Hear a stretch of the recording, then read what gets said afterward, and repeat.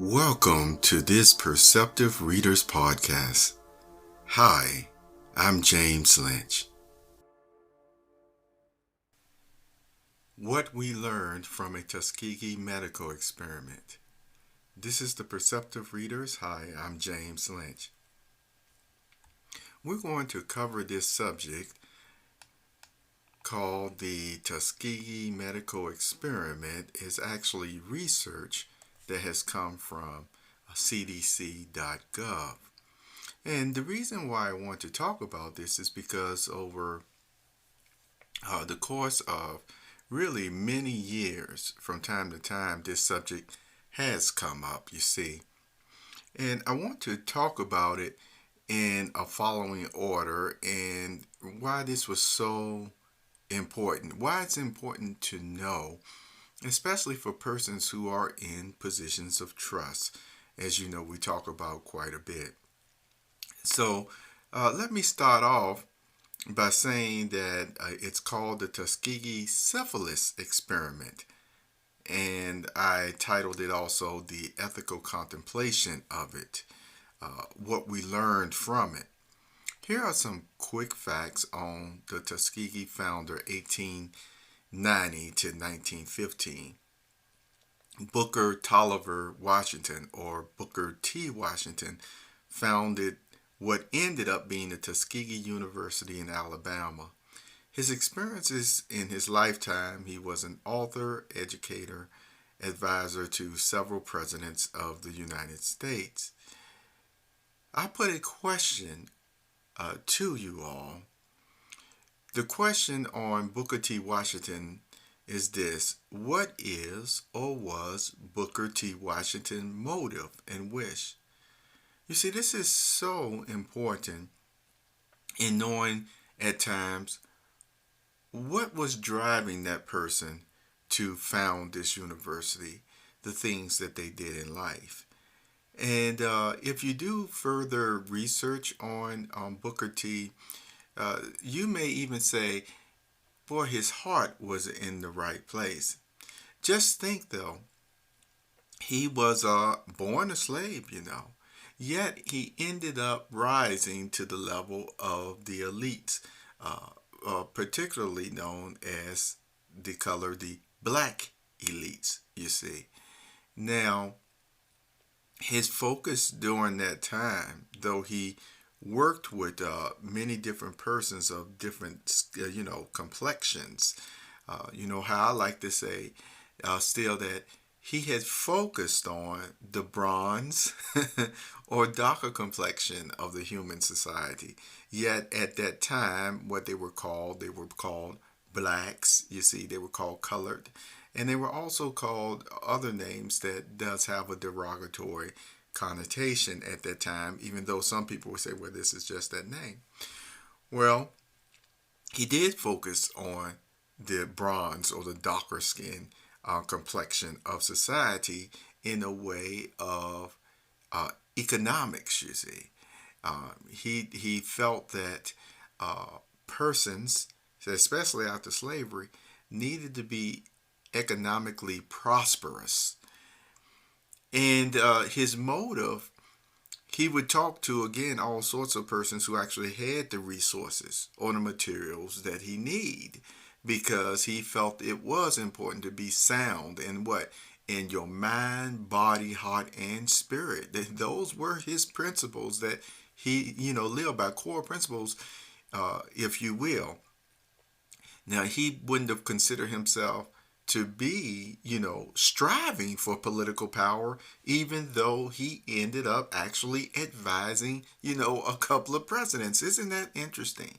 So he had a seat or a dinner table seat, so to speak, at times at certain presidents and had their ears, even though once again persons knew he was not trying to run for office or anything of that nature, which some, his contemporaries, other speakers and persons who were trying to raise the level and the dignity and respect or that awareness for the people who were really striving for such things, such political clout, so to speak.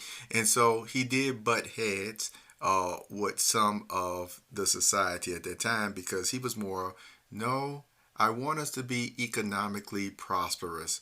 I don't necessarily want to be having, the ruling class or what have you. So he just did what was necessary to bring in the materials and the resources. All right. Now, with that background of knowing what his motive was, see, he still ended up, decades later, or once those experiments started in the 30s or 40s or what have you, that decades later, he was a respected man. See, held in high regard. People trusted him, trusted his motive, and so it's good to know all of this because as we go into still the experiment, you could see why some persons were actually just oblivious as to exactly what was going on because Booker T. Washington still, whether he had certain persons who didn't like him or not in the elite area, was known and respected for what his motive and what he was doing, trying to do for the community, for the people. All right? He had a good name for himself, to use that expression. Now, at the start of my, conversation on this or dialogue, I had mentioned to you that you may want to go watch The Beautiful Sound of Healing, that video, slide presentation, if you will. Beautiful Sound of Healing Part 1, made by PocbooksCrypto. It's a PocbooksCrypto creation that's on the YouTube channels. It has that a nice red flower, you see, sitting in the pond. It's a thumbnail for some of you to recognize, and maybe it, if it's uploaded somewhere else, it may not be showing that. But all the same, it's The Beautiful Sound of Healing Part 1. And in it, I read a story from Aesop's fable, you see, about a wise shepherd, a wolf, and his flock. What happens in that story, the meaning behind it, the moral of the story. And so this was to set the tone so that you could be able to see, okay, we talked about Booker T. Washington. What was his motive? What good did he do for a lot of people? And it's to show you the connection that can still happens at times of even though something is good or started off good, that sometimes if the right protections or safeguards are not put into place, it can take what is good and really cause some harm to the situation. So I encourage you, Beautiful Sound of Healing Part 1, to look at that video. And let me now say a few words after you watch that video. It says the Tuskegee medical research, or as in some circles call it, experiment, indelibly left a mark on some of our human and nurturing psyches. The importance of keeping a heart of mercy and awareness when in positions of trust, you see.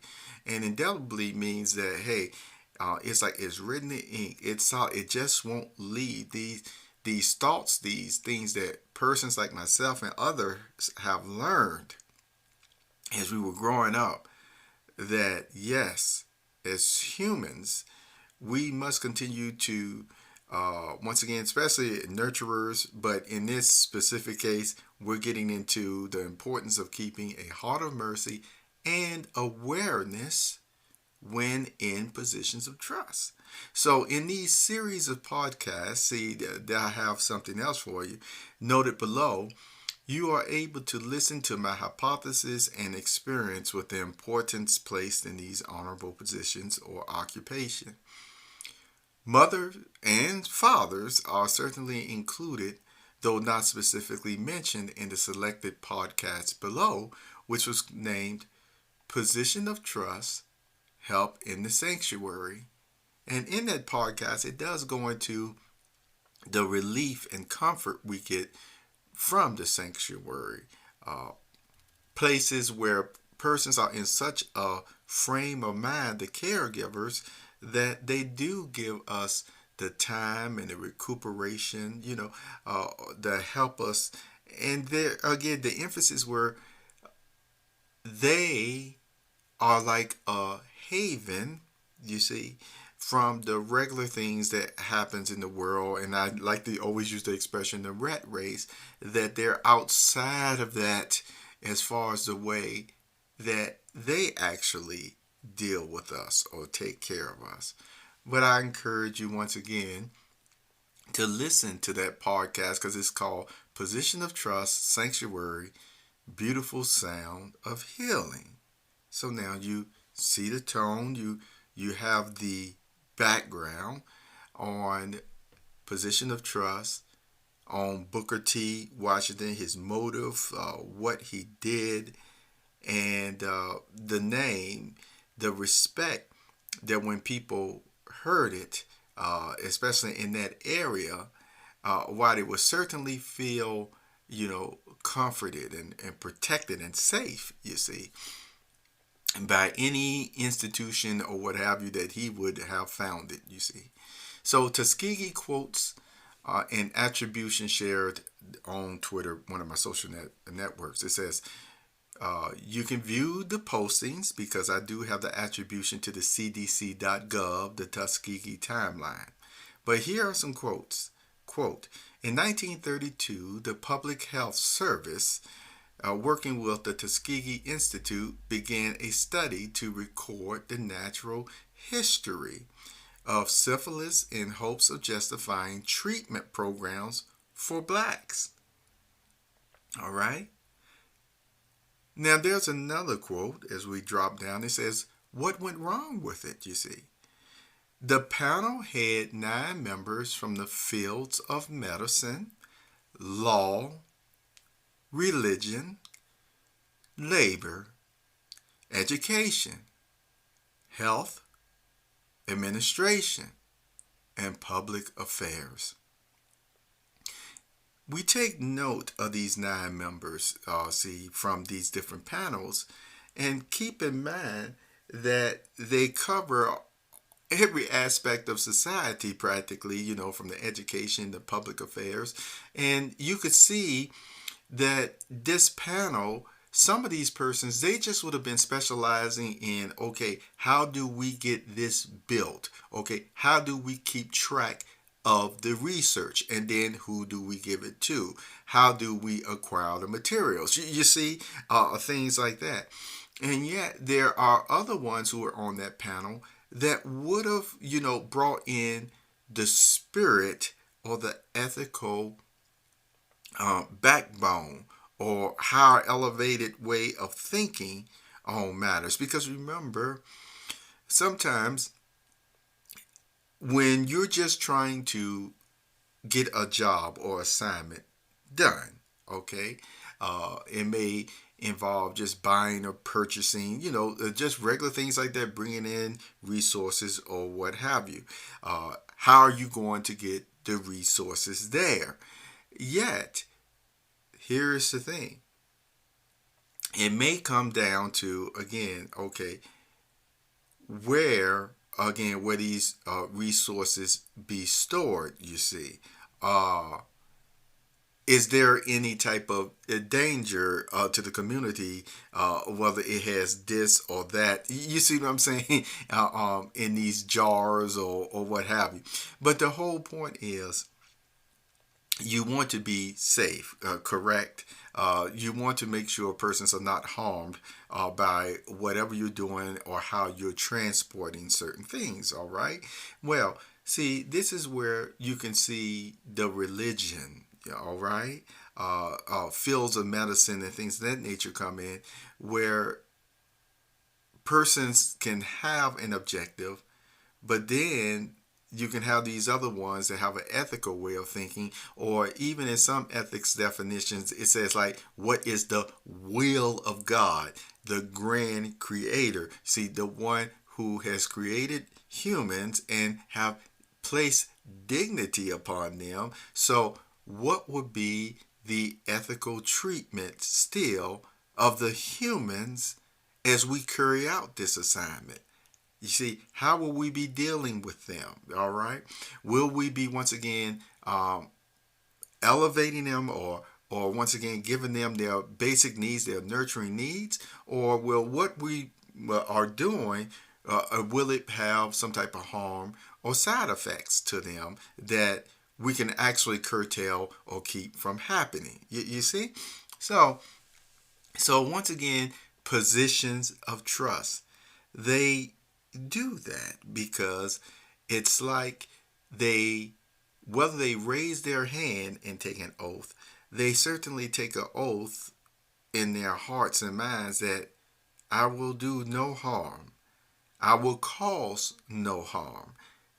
At least, never on purpose, you see. Never on purpose. And so that is the panel. But yet it's under the heading what went wrong. You may look at it that, hey, on this panel they had everything that they needed. Persons who could do the research, acquire the research, can get the resources, can implement, get the ball rolling, and even had an ethical or spiritual, higher viewing of things all on this panel. But something still went wrong. The next quote ended up saying, quote, however, there was no evidence that researchers had informed them of the study or its real purpose. In fact, the men had been misled and had not been given all the facts required to provide informed consent. See, unquote. And remember, people who lived around that area, there was other information that was shared at times that I won't go into here. But see, once again, persons should have been informed, of course, of exactly what was going on, because you will actually find out that here it is. If a person had syphilis or what have you, it's like, in some cases, you would read, or a lot of them, answer the question for yourself. Were they given the treatment that would have, once again, cured them of it? Can you imagine all the pain and suffering they went through never receiving it? All right? And see, and at the very least, certainly nobody went there would have wanted to actually somehow contract it before they went in there, or going in there for just a headache or something. Wouldn't want to come out with syphilis or any other type of disease at that time, so to speak. But all the same, this research, they were not informed of the study of its real purpose. See, persons were also misled, and they were not given facts to, give their formal consent or informed consent. Informed consent. So the quote again concludes with this: the study ends and reparation begins. The advisory panel concluded that the Tuskegee study was ethically unjustified. And so one of my comments that I made after, sharing those quotes, I stated, my short comment that would be in a term paper: if one's in a position of trust can't reason this out early on, then what hope is there for the people? Thank God there are ones over all who would have never went along complicit or complicity with the below travesty, you see. And then I wrote another heading that says, my indelible conclusion. As you observed in the last statement that I made, I left all the perceptive readers the crux of the matter in a question. If one's in a position of trust can't reason this out early on, then what hope is there for the people? When people are blessed with roles or occupations that people are dependent upon you for the highest levels of trust and care, it is of the utmost importance to maintain that level of trust, even if you no longer have the abilities or assignment to maintain such care. For example, in this day and age, a mother or father who loves and nurtures a child does not starve a child because the mother has run out of breast milk, or maybe the child needs specialized care that is available. The pride of the parents will never allow them to neglect the child because of something they are unable to give due to a lack of understanding or knowledge. The same goes for the medical field as well. Do you agree? I would also promote the above conclusion for the certified social science decision makers as well. The Tuskegee Medical Research Program during that time turned out to be for some good intentions to gather knowledge for health, which turned into amoral decisions being made and allowed, which produced a travesty in a community of lives. Never may this be so is our resolve for all who wish to nurture and do good in the universe. And so I concluded with that. And in future podcasts, I'll reference this particularly because I mention at times, through the good book, it says that knowledge puffs up, can make a person just feel like they're pretty special, hot stuff, you see. But love builds up, you see. And when Jesus was on the earth, he also dealt with persons who were in positions of trust. And what some people don't realize at times, that in the good book, and you can even see it in the Garden of Eden, that when the grand creator even, spoke to Adam and Eve, he did not give a whole list of rules or anything. He only gave him really one, and then he gave him an assignment. And, we don't know what they talked about every day when he came in the Garden of Eden, in the evening. But see, that even goes to show that Adam and Eve even had all day, all morning to do what they wanted to do their assignment and, enjoy themselves or what have you. And then it says that, God would come and talk to them, like a father during the evening or breezy part of the day, you see. Isn't that wonderful? Well, moving forward to even when, Jesus was on the earth, you see, yes, persons have read and studied all these laws by that time when he was on the earth, and all these laws to help keep you from breaking this law and that law or what have you. And even things that, once again, God did not say, but persons in those positions of trust, which were actually the religious leaders at that time, they had put that in there as extra. And yet, what did Jesus ended up saying? He said, no, don't do this, because when you do it this way, you're actually making what God said here invalid, because you threw in all these other stipulations, and you're saying that you're really putting even offense around God's own just stated word here, you see. I could go into more details about that, but here's the emphasis that I want to place. You would still see that Jesus ended up doing things even though persons or men had made up these other rules and said, oh, that's not good.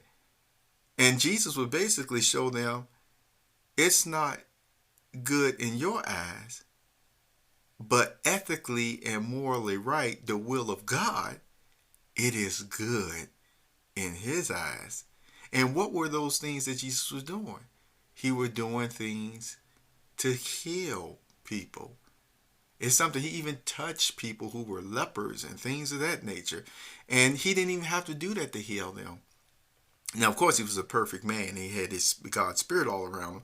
But yet, he did those things at times because he knew the emotional help, the emotional uplift that would give those persons that he was about to heal, because even some of those persons hadn't even been touched in years. And he did it. He didn't even have to. You see? So there you go. But we'll talk more about that. But thank you for sharing this with me. And I encourage you, as always, if you're pursuing these different nurturing and caregiving type occupations, even whether, beyond being a mother and father, always keep in mind it is honorable to want to help and nurture persons that way in a position of trust. Just make sure you always keep that thought in mind. Do no harm, cause no harm, at least not in calculation or on purpose. All right? Okay. This was the Perceptive Readers. You have a wonderful day. Take care. The Perceptive Readers podcast, with this bonus feature of the PocbooksCrypto Update Moment, is also on iHeartRadio. Yes, that's iHeartRadio. Be sure to share and subscribe. Have a good day.